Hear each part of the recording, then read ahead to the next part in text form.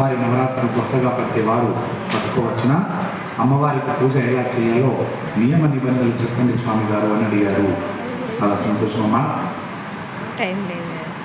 వారాహి అమ్మవారే కాకుండా ఎలా పూజించాలి అంటే ఒక్క మాటలో చెప్తారు గురువులు.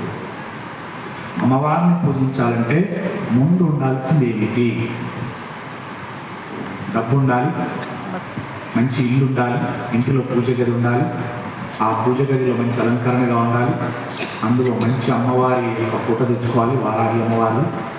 పూజా సామాగ్రి దండిగా తెచ్చుకోవాలి, మంచి వస్త్రములు ఉండాలి, ఉదయమే లేవాలి, గొప్పగా స్నానం ఆచరించాలి, ఇంకా మిగతా పూజ సామాగ్రి తెచ్చుకొని అక్కడ అలంకరించుకొని అమ్మవారి యొక్క నామాలను అక్కడ కూర్చోవాలి, చెప్పుకోవాలి. ఎప్పుడు అంటే ఇవన్నీ జరుపుకునేసరికి సమయం 8 అయింది. 8 గంటల లోపల పిల్లలు లేచారు, భర్త లేచారు, లేదా భార్య లేచారు. ఎవరు పట్టుకుంటే వారికి అన్వయించుకోండి. లేచి సరికి ఇంట్లో ఎన్ని ఉంటాయి అన్నింటి మీద అరిచాం, అన్నింటి మీద కోపానికి వచ్చాం.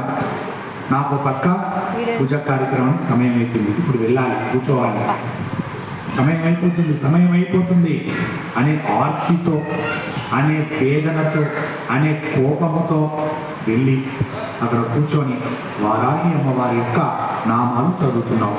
చదివేటప్పుడు తప్పబడ్డది, అరిచావు, తెచ్చిచ్చారు, దాన్ని పిలిచావు, సమయం అవుతుంది, ఇంకా ఎప్పుడు అనుకుంటే ఇంకా చదివావు. అష్టోత్తరం అయిపోయింది, అమ్మవారి పూజలు అయిపోయింది, షోడశోపచార పూజలు అయిపోయినాయి, హారతిచ్చావు, నైవేద్యం వండావు, తెచ్చావు, పెట్టావు. కోపంగా సమయం అయిపోతుందని 10 గంటలకు నైవేద్యం పెట్టి హారతిచ్చి కొబ్బరికాయ కొట్టావు. ఇది పూజ. ఇలా జరుగుతున్నాయి పూజలు. ఇవన్నీ పూజ కాదు, పూజ ఫలితం రాదు, ఇంకా పాపమే తగులుతుంది. పూజా ఫలితం ఎలా చేయాలి అంటే మంచి వస్త్రాలు కావాలంటారు కొందరు, కొత్త వస్త్రాలే కావాలంటారు కొందరు. కొత్త వస్త్రం ఉంటేనే పూజ చేయన్నా అంటే అసలు ఒక్క మాట చెప్తారు, అసలు కొత్త వస్త్రమే ఒకరికి ఇవ్వాలి, ఇచ్చి పూజ చేయాలి. ఆ కొత్త వస్త్రం ఎవరికి ఇవ్వాలంటే నీలో ఉన్న మనస్సుకు కొత్త వస్త్రాన్ని, నీ మనస్సును అమ్మవారి యందు పెట్టు. ఏ సమయంలో? బ్రహ్మ ముహూర్తంలో పెట్టి అమ్మవారికి నువ్వు ఏ మాసిన వస్త్రాన్ని కట్టుకో, కానీ మనస్సు అనే దానికి నూతన వస్త్రాన్ని. ఏ వస్త్రం అది నూతనం? నామం అనే వస్త్రాన్ని. అది పరమ పవిత్రమైన నామం. ఆ నామాన్ని వస్త్రంగా మనస్సుకిచ్చి చెప్పించు మన మనస్సుని. నాకు ఏవి రావు చెప్పాలో తప్పాలో, ఏ శ్లోకాలు రావు నాకు వారాహి అమ్మవారి గురించి ఒక్కటొచ్చు. వారాహి అంటున్నావు కదా, వారాహి అమ్మవారు అన్న పేరునే తలుచుకో. వారాహి నమః, వారాహి నమః, వారాహి నమః అంటూ మనస్సులో తప్పించాలి. ఈ వస్త్రాన్ని కప్పు నీ మనస్సుకు. దేహం మీద ఎంత చండాలైన వస్త్రం నేను కాదు, చినిగిపోయిందే కావచ్చు, పిండిందే కావచ్చు, అది ఏదన్నా కావచ్చు, ఈ దేహాన్ని మరిచిపోయి తప్పు అమ్మవారు. నీకు వచ్చిన నామంతో తలుపు. అన్ని అంగులు ఆర్భాటాలతో 9-10 గంటలకు 4 గంటలు పూజ చేసుకున్న వారి ఇంట్లో అమ్మవారు వెళ్ళారు. బ్రహ్మ ముహూర్తంలో 10 నిమిషాలు, 10 అంటే 15 నిమిషాలు మాసిన పట్టలే కట్టిరు.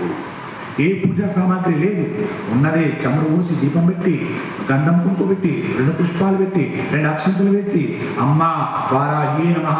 ఎప్పుడు లేచింది మొదలు, రేపు అమ్మవారి వ్రతం ఉంది చేయాలనుకొని లేచింది మొదలు అర్ధరాత్రి కూడా వారాహి నమః, వారాహి నమః, వారాహి నమః అనుకుంటూ లేచింది మొదలు. కాలకృత్యాల అప్పుడు కూడా వారాహి నమః మనసు అంటుంది. కాలకృత్యాలు అయిపోయాయి, స్నానానికి వెళ్ళింది, వారాహి నమః స్నానమాచరించింది.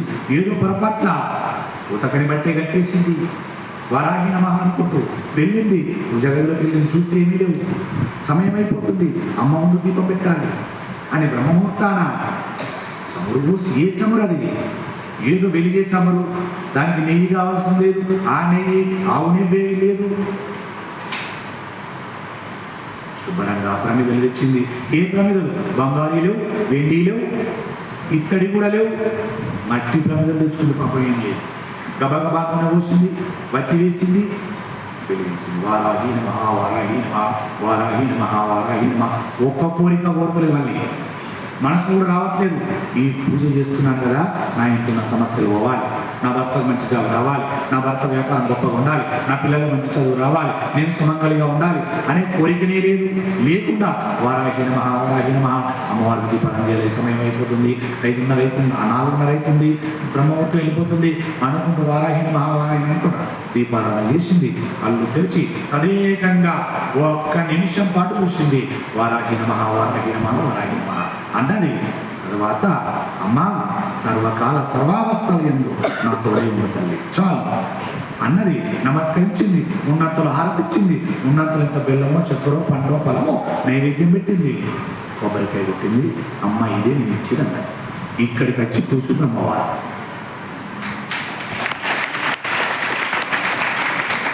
అన్ని హంగులు అందుబాటులో అక్కడికి రాలి అమ్మవారు ఇక్కడికే వచ్చి కూర్చుంటుంది అమ్మవారు. అంటే ఒక అమ్మవారిని పట్టుకోకుండా మీరు ఏ పూజ అయినా ఇలా చేయండి.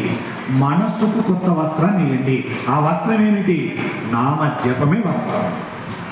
అలా నేను ఉతికిన బట్ట కట్టద్దంటలేను, అలా నియమంగా ఉన్నదంటలేను. ఉండాల్సిన నియమం మనస్సుకు పెట్టండి. తప్పించాలన్న ఆలోచన ఉంటే తేలిక.